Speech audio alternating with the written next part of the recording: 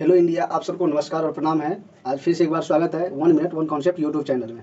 हम लोग modern history के क्वेश्चन देख रहे हैं और मॉडर्न हिस्ट्री क्वेश्चन में हम पहला देखेंगे जो कि पीवाईक्यू के रूप में आते हैं। पीवाईक्यू सारे के सारे क्वेश्चन हैं जो हर एक एग्जाम में आते हैं। ठीक, तो क्वेश्चन नंबर 1 देखते हैं। कहता है क्वेश्चन नंबर 1 कि किसे भारत में पुर्तगाली साम्राज्य का वास्तविक संस्थापक कहा गया था। भारत में जो है किसे पुर्तगाली साम्राज्य जो पुर्तगाली साम्राज्य का वास्तविक संस्थापक कहता है, तो वो ऑप्शन हो जाता है answer number A, Afonso de Albuquerque. Afonso de Albuquerque.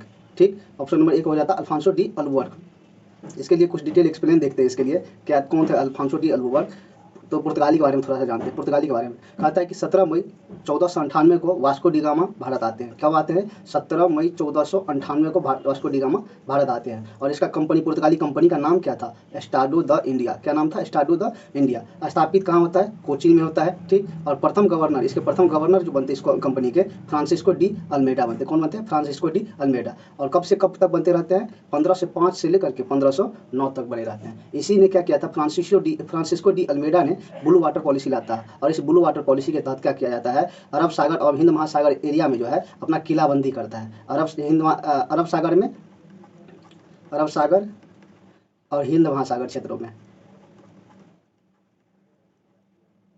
Hind महासागर क्षेत्र में जो है किलाबंदी करने का काम करता है। ठीक, दूसरा गवर्नर आता है। दूसरा गवर्नर का नाम था अल्फांसो डी अल्बुकर्क। दूसरा गवर्नर कौन था? Afonso de Albuquerque. और ये रहते हैं 1509 से लेकर के 1515 तक रहते हैं। ठीक, ये भारतीय महिलाओं को पुर्तगालियों से शादी करने के लिए प्रेरित करते रहते हैं, जो कि एक की तरह से देखिएगा तो अच्छा नहीं था। तो अल्फांसो डी अल्बुकर्क आते हैं इंडिया और कहते हैं कि ये भारतीय महिलाओं को पुर्तगाली से शादी करने के लिए प्रेरित करते हैं। और दूसरी बात क्या था? हारमुज एवं मलक्का के जल संधि पे ये कब्जा कर लेते हैं। पहली बात करता है कि भारतीय महिला से क्या करता है? पुर्तगाली पुर्तगाली को शादी करने के लिए कहता है। और दूसरा कहता है कि दूसरा बात क्या था? हारमुज एवं मलक्का जल संधि पे क्या करते हैं? ये भाई साहब कब्जा कर लेते हैं।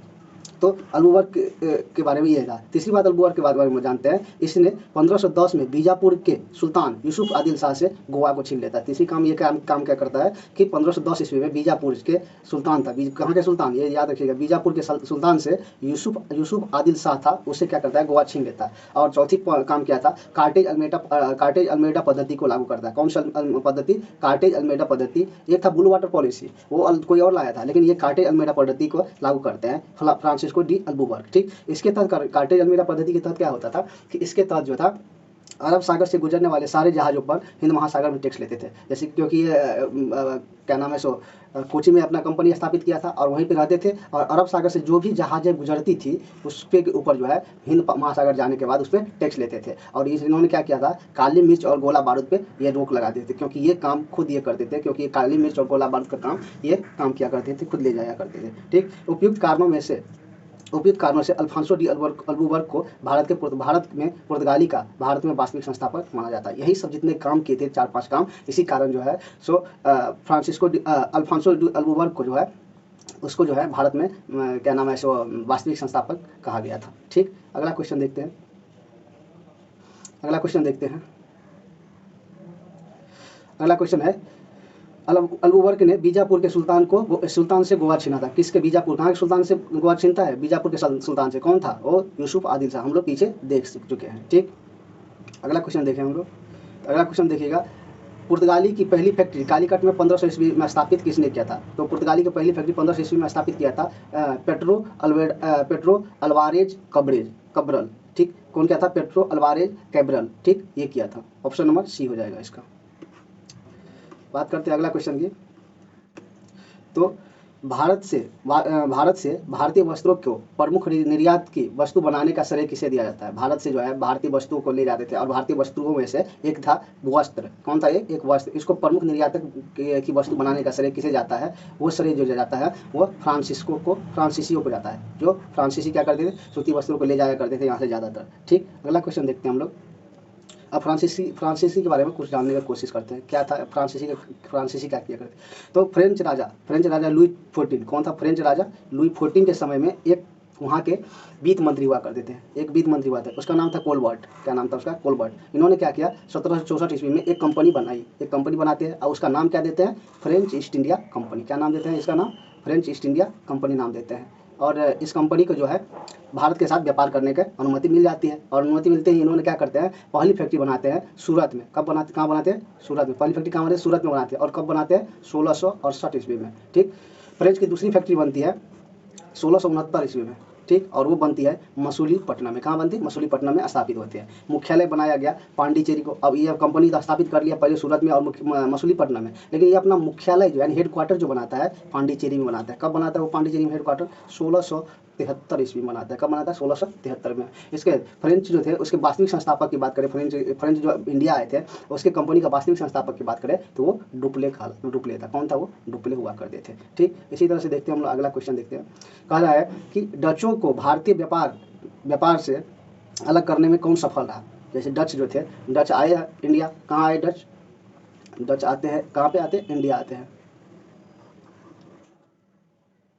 इंडिया आते हैं डच, और यहाँ पे जब आते हैं तो यहाँ पे बहुत सारे पहले से ही कंपनी थे, जिसमें से एक अंग्रेज भी था, ब्रिटिश भी थे, पुर्तगाली भी थे। इसके बाद और भी व्यापारी यहाँ पे थे। तो कह रहा है डचों को भारतीय व्यापार करने से अलग करने में कौन सफल रहा। तो वो डचों को भारतीय व्यापार करने से अलग करने में वो सफल अंग्रेज था। कौन था वो, अंग्रेज हुआ करते थे। ठीक। क्योंकि जब देखिएगा बेदरा का एक युद्ध होता है, बेदरा का युद्ध, एक युद्ध होता है बेदरा का युद्ध। बेदरा का युद्ध जो होता है वो होता है 1769 ईस्वी में। कब, 59 ईस्वी में। कब होता है, 1759 ईस्वी में। और ये किसके बीच होता है, ईस्ट इंडिया कंपनी और डचों के बीच होता है। ठीक। इसमें ईस्ट इंडिया कंपनी क्या करता है, ईस्ट इंडिया कंपनी जीत जाते हैं, और ईस्ट इंडिया कंपनी जब जीतते हैं तो डच इससे संधि करती है, और संधि में कहते हैं कि ईस्ट इंडिया कंपनी कि आप जो है भारतीय व्यापार से दूर रहें, क्योंकि उसके वो चाहते थे कि एकाधिकार ब्रिटिशर का हो। ठीक। इस तरह से क्वेश्चन 8 नंबर। अगला क्वेश्चन देखते हैं। किस बादशाह के आदेश पर मुगल सेना ने 1686 ईस्वी में, मुगल सेना ने 1686 ईस्वी में हुगली पर आक्रमण कर अंग्रेजों को निकाल बाहर किया था। कह रहा है किस, कौन सा ऐसा मुगल बादशाह था जिसके आदेश पर मुगल सेना क्या करते हैं 1686 ईस्वी में। देखिए कब का बात है, 1686 ईस्वी में हुगली पर आक्रमण करते हैं और अंग्रेज को बाहर निकाल। अब बताइए हमको हुगली कहाँ है, हुगली बताइए। हुगली जो है वेस्ट बंगाल में, वेस्ट बंगाल में। ठीक। यानी बंगाल क्षेत्र में था हुगली। ठीक। अब बंगाल क्षेत्र में उन्होंने क्या किया है 1686 ईस्वी में। अब देखिए 1686 की बात करते हैं। जैसे 1686 इस समय की मुगल बादशाहों की बात करेंगे हम लोग। इस समय मुगल बादशाह हुआ करते थे औरंगजेब हुआ करते। तो औरंगजेब जब उस समय मुगल बादशाह हुआ करते थे तो यही आदेश दिए होंगे, और इसी के आदेश देने पे क्या करते हैं, अंग्रेजी सेना को जो है, अंग्रेजों को जो है बाहर निकालने का काम करते हैं। ऑप्शन नंबर सी हो जाएगा। बात करते हैं अगला क्वेश्चन। प्रथम कर्नाटक युद्ध की समाप्ति किस संधि से होती है। प्रथम कर्नाटक युद्ध की समाप्ति जो है कौन से संधि से होती है। पहला ऑप्शन पैलेस की संधि, दूसरा पांडिचेरी की संधि, तीसरा गोडेलू की संधि, चौथा एला सेपला की संधि, एला सेपल की संधि। ठीक। तो इसका ऑप्शन आंसर हो जाएगा डी हो जाएगा, ऑप्शन नंबर डी हो जाएगा। प्रथम कर्नाटक युद्ध जो होता है इसकी समाप्ति होते हैं एला सापेल की संधि के साथ। इसके ऊपर कुछ डिटेल एक्सप्लेन हम लोग देखते हैं कि क्या होता है कर्नाटक का युद्ध क्यों हुआ था। तो भारत जब आते हैं अंग्रेज आते हैं, अंग्रेज और किसके बीच होता है, फ्रांसीसियों के बीच होता है। अंग्रेज और फ्रांसीसियों के बीच होता है। मेन बात था कि अंग्रेज क्या करते हैं, फ्रांसीसियों के जहाज़ों को कब्जा कर लेते हैं, इसी के ऊपर युद्ध लड़ जाते हैं। और भारत कहाँ लड़ जाता है, भारत में। कौन कितने युद्ध लड़ जाता है, 3 युद्ध लड़ जाता है। पहला युद्ध का नाम था कर्नाटक का प्रथम युद्ध। क्या नाम था, कर्नाटक का प्रथम युद्ध। और ये होते हैं 1746 से लेकर 1748 ईस्वी में होते हैं। और किसके बीच होते हैं, ईस्ट इंडिया कंपनी और फ्रांसीसी के बीच होते हैं। और जब दोनों के बीच युद्ध होता है तो एक संधि होती है, संधि होती है, और संधि का नाम दिया जाता है एक्सला सापेल की संधि नाम दिया जाता है। ठीक। तो इस संधि के तहत जो है प्रथम कर्नाटक युद्ध जो है समाप्त हो जाता है। अब आता है फिर दूसरा कर्नाटक युद्ध होता है। कर्नाटक का सेकंड युद्ध होता है, सेकंड ये होता है 1750 से 1752। देखिए 48 तक हुआ, 2 साल रुका, लेकिन 1750 से 1752 तक फिर होता है। किसके, ईस्ट इंडिया कंपनी और फ्रेंच के बीच होता है।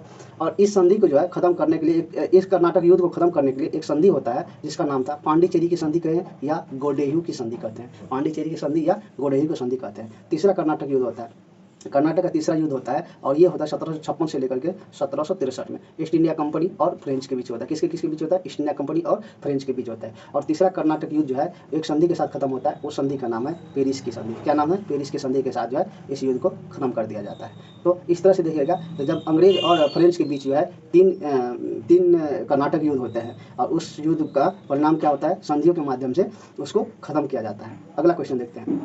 कह रहा है गोडेहू, गोडेहू की संधि या पांडिचेरी की संधि, गोडेहू की संधि या पांडिचेरी की संधि 1754 में होता है। अब देखिए 1754 में कौन सा बार होता है, तो 1754 में जो होता है वो जो होता है द्वितीय कर्नाटक युद्ध होगा। कौन सा युद्ध होगा, द्वितीय कर्नाटक युद्ध होगा। ठीक, तृतीय कर्नाटक युद्ध जो होता है वो जो होता है वो किसके संधि के साथ होते खत्म होता है, तो पेरिस के संधि के साथ, पेरिस संधि के साथ खत्म हो, पेरिस संधि के साथ।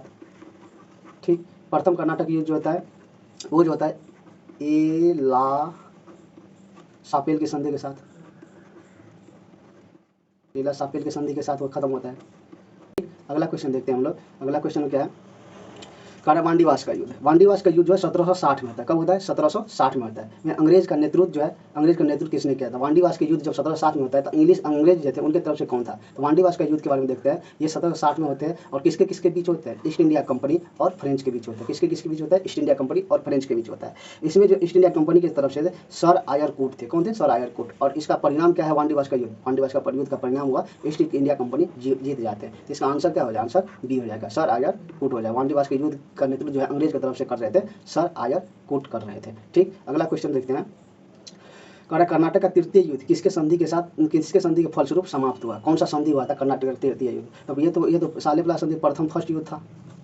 कोडेली की संधि जो है सेकेंड था, सेकेंड युद्ध के बाद हुआ था। और पेरिस की संधि जो था ये थर्ड था। तो इसका कौन सा पूछ रहा है, तृतीय कर्नाटक युद्ध कह रहा है, तो ऑप्शन क्या होगा, सी, पेरिस के संधि के साथ इसका युद्ध खत्म हो जाएगा। ठीक, बात करते हैं अगला क्वेश्चन हम लोग।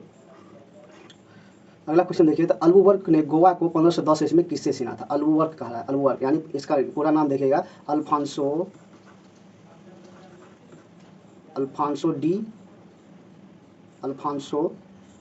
डी अल्बुबर्क। क्या नाम था पूरा नाम, अल्फांसो डी अल्बुकर्क था इसका नाम। ठीक, इसने क्या किया, 1510 ईस्वी में गोवा छीनता। किससे छीनता है, बीजापुर के सुल्तान से। और बीजापुर के सुल्तान कौन थे, बीजापुर के सुल्तान कौन थे, यूसुफ आदिल शाह। इससे क्या करते हैं, छीन लेते हैं। तो ऑप्शन नंबर इसका क्या 11 का ऑप्शन क्या होगा, बीजापुर के सुल्तान, 11 का डी हो जाएगा। अगला क्वेश्चन देखते हैं। ब्रिटिशों ने भारत में सूरत में अपनी पहली फैक्ट्री स्थापित करने की अनुमति निम्नलिखित में से किससे प्राप्त करती है। कह रहा है ब्रिटिश सरकार जो थे भारत में जब आते हैं तो अपना पहली फैक्ट्री स्थापित करते हैं, तो किससे अनुमति प्राप्त की, तो ये ऑप्शन हो जाएगा ए, जहांगीर से। क्या होता है कि 1608 में कैप्टन हॉकिंस जो है भारत आते हैं और ये जो है जहांगीर के दरबार में जाते हैं। कहाँ जाते हैं, जहांगीर के दरबार में जाते हैं। और यहीं पे इसको जो है इसको अनुमति मिलती है कि आप कंपनी स्थापित कर सकते हैं। लेकिन अनुमति तो मिलती है, लेकिन स्थापित कब होता है, 1613 ईस्वी में स्थापित करता है। कब करता है स्थापित, 1613। ऑप्शन नंबर इसका ये हो जाएगा, जहांगीर के दरबार में। ठीक, तो अगला क्वेश्चन देखते हैं। अगला क्वेश्चन से पहले देखते हैं इसकी डिटेल। 1608 में, वही बोल रहे थे हम, 1608 में जो है कैप्टन हॉकिंस जो है मुगल बादशाह जहांगीर के दरबार में आते हैं। किसके दरबार में आते हैं, जहांगीर के दरबार में आते हैं। ठीक, और जहांगीर ने कैप्टन हॉकिंस को इंग्लिश खान की उपाधि देती है। अब कैप्टन हॉकिंस जो थे इसको जहांगीर क्या किस खान की उपाधि थी, इंग्लिश खान की उपाधि देते थे। किस खान की उपाधि थी, इंग्लिश खान की उपाधि थी। और 1608 में कंपनी खोलने की अनुमति मिल जाती, इसको अनुमति मिल जाती है। लेकिन वही कंपनी जो है 1613 ईस्वी में पहली कंपनी स्थापित होती है आधिकारिक रूप से। किस रूप से, 1613 में जो है सूरत में पहली स्थापित कंपनी आधिकारिक रूप से हो जाती है। ठीक, तो ये क्या नाम 1608 में जो है कैप्टन हॉकिंस आते हैं, उसके बारे में डिटेल एक्सप्लेन था। बात करते हैं अगला क्वेश्चन की बात करते हैं। तृतीय कर्नाटक युद्ध जो है एंग्लो फ्रेंच संघर्ष। एंग्लो कहने का मतलब है अंग्रेज के बारे में बात करते हैं। ठीक, इसलिए एंग्लो फ्रेंच संघर्ष की समाप्ति की किस संधि से हुई थी। कौन सा संधि हुआ है, तृतीय कर्नाटक युद्ध जो हुआ था वो पेरिस की संधि के साथ हुआ था। ऑप्शन नंबर इसका सी हो जाएगा, हम लोग देख चुके हैं। ठीक, देखते हैं अगला क्वेश्चन कर रहा है, भारत में तंबाकू के प्रचलन का श्रेय किसे जाता है। कह रहा है भारत में तंबाकू का प्रचलन का श्रेय किसे जाता था, तो डचों को जाता है, फ्रांसीसियों को जाता है, या अंग्रेजों को जाता है, या पुर्तगालियों को जाता है। तो ये तंबाकू का श्रेय जो है पुर्तगालियों को जाता है। पुर्तगाली भारत लेकर आए थे। पुर्तगाली जो है क्या क्या चीज़ भारत लेके आए थे, तो उसमें देखिएगा एक तंबाकू था, एक गन्ना था, अनानास था, ये सब जो है पुर्तगाली भारत लेके आए थे। पपीता था, आलू था, मक्का था, ये सब जो है ये सारे चीज़ जो थे वो भारत लेकर के पुर्तगाली आए थे। तो ये सब में कौन लाए थे, तंबाकू लाए थे, पुर्तगाली लाए थे। अगला क्वेश्चन देखते हैं। क्वेश्चन कह रहा है कैप्टन विलियम हॉकिंस किस जहाज से भारत आए थे। और वही कैप्टन विलियम हॉकिंस जो कब आते हैं, 1600 1608 में आते हैं। कब आते हैं? 1608 में। अब किसके दरबार में जाते हैं? जहांगीर के दरबार में। बार बार इसलिए कह रहे जिससे याद हो जाए सबको, जहांगीर के दरबार में आते हैं। कौन आते हैं भाई 1608 में? Captain Hawkins. कैप्टन हॉकिंस आते हैं और जहांगीर के दरबार। और किस किस जहाज से आते हैं भारत? तो वो हेक्टर नामक के जहाज से आते हैं। किस जहाज से आते हैं? वो हेक्टर नामक जहाज से आते हैं। तो क्वेश्चन नंबर 15 का ये हो गया, हेक्टर नामक जहाज से आते हैं। अगला क्वेश्चन देखते हैं, किस मुगल बादशाह ने 6 फरवरी 1613 को भारत 1613 को एक फरमान जारी किया कि अंग्रेज को सूरत में एक अस्थायी कोठी खोलने की अनुमति दे दिया। अब देखिए वही कह रहा है 1613 की बात कर रहा है। 1613 में क्या है? तो 1613 में जो थे उस टाइम जो थे जहांगीर ही थे जो उनको अनुमति दिया था। तो ऑप्शन नंबर इसका क्या हो जाएगा? बी हो जाएगा। ऑप्शन नंबर इसका क्या हो जाएगा? बी हो जाएगा। ठीक, तो अगला क्वेश्चन देखते हैं हम लोग। कह रहा है कि मुगल बादशाह ने किसे नवाब की पदवी दी थी? मुगल बादशाह किसे नवाब की पदवी दी थी? तो ये जो थे डुप्ले, इसको जो है मुगल बादशाह ने नवाब की पद दिया था। ठीक, तो इस तरह से क्वेश्चन। अगला क्वेश्चन देखते हैं हम लोग, फ्रांसीसियों को चंद्रानगर बस्ती में किसने भेंट की थी? कह रहा फ्रांसीसियों को जो है चंद्रानगर बस्ती, जो फ्रांसीसी जब इंडिया आए थे तो एक चंद्रानगर बस्ती में जो है किससे भेंट किया था? तो यह इब्राहिम खां से। किससे किया था? इब्राहिम खां से। ऑप्शन नंबर इसका डी हो जाएगा, इब्राहिम खां से भेंट किया था। ठीक, अगला क्वेश्चन देखते हैं, निम्नलिखित में से प्रथम कर्नाटक युद्ध का तत्कालीन कारण क्या था? वही बोले तत्कालीन कारण। जब कर्नाटक तीन कर्नाटक युद्ध होते हैं, कितने होते हैं? 3 होते हैं। इसमें कह रहा है प्रथम का जो तत्कालीन कारण था वो क्या था? तो वो कारण जो था अंग्रेजों द्वारा फ्रांसीसी जहाज़ों का अधिग्रहण। हमने पहले ही बोल चुके हैं, तो अंग्रेज जब क्या किए थे, जब फ्रांसीसी भारत में आए और वो जो व्यापार करना शुरू करते हैं तो अंग्रेज क्या करता है, उनके जहाज़ों को जो है अधिग्रहण यानी छीन लेते हैं, उसके ऊपर रोक लगा देते हैं। तो यही कारण था। ऑप्शन नंबर क्या हो जाएगा? सी हो जाएगा। इसका ऑप्शन नंबर सी हो जाएगा। ठीक, अगला क्वेश्चन देखते हैं। कह रहा है बंगाल में अंग्रेजों की कंपनी के बारे में किसने कहा था? यह एक कुत्सित या नीच या झगड़ालू लोग और बेईमान व्यापारी की कंपनी है। मतलब अंग्रेज के बारे में किसने कहा था? अंग्रेज जो आए थे, भारत आते हैं अंग्रेज, तो अंग्रेज के बारे में कहा जाता है कि यह जो है कुत्सित इंसान है, नीच इंसान है, झगड़ालू लोग हैं और बेईमान व्यापारी हैं, इसके व्यापारी की कंपनी है। तो किसने कहा था? तो ये कहा था शाइस्ता खान ने कहा था। इसने किसने कहा था? शाइस्ता खान ने। तो ऑप्शन नंबर सी हो जाएगा। ठीक है, तो इसी के साथ जो है ये सीरीज 20 क्वेश्चन हो गया था, तो ये खत्म होता है। तो इस वीडियो को देखिए और अच्छा लग रहा है तो इस वीडियो को क्या नाम है, कमेंट में जाके अपना सजेशन दीजिए, जिससे कि हमें और मोटिवेशन मिले और इसको और अच्छा इंप्रूव करने की कर सकें हम। ठीक, और इस चैनल को सब्सक्राइब भी कीजिए और शेयर भी कीजिए। बहुत बहुत धन्यवाद। नमस्कार।